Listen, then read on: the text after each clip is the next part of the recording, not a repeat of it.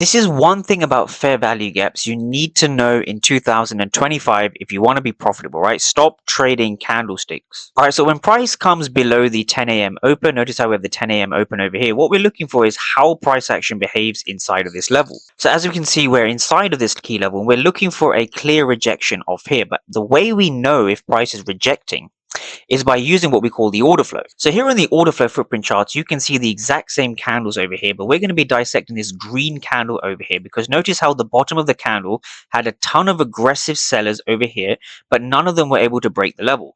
So this means by default, if aggressive sellers are active and they don't break the level, it means that the sellers are not being rewarded, so they're being absorbed by passive buyers. This is the most important thing to understand.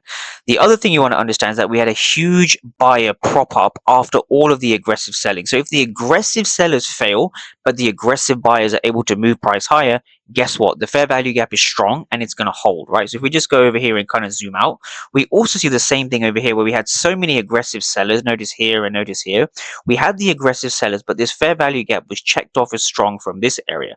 This is the same exact reason we had the reject higher in the first place. So going back to our regular candlestick chart, the reason why price was able to move up aggressively the way it did is simply because this was a strong area. So if we just go back to the regular candlestick chart, what we can see is we're looking for a buy just below here. So we're looking for a buy. We can have our stop loss below this area, and we're simply looking to target the high of the day. So we're looking to target roughly in this region over here.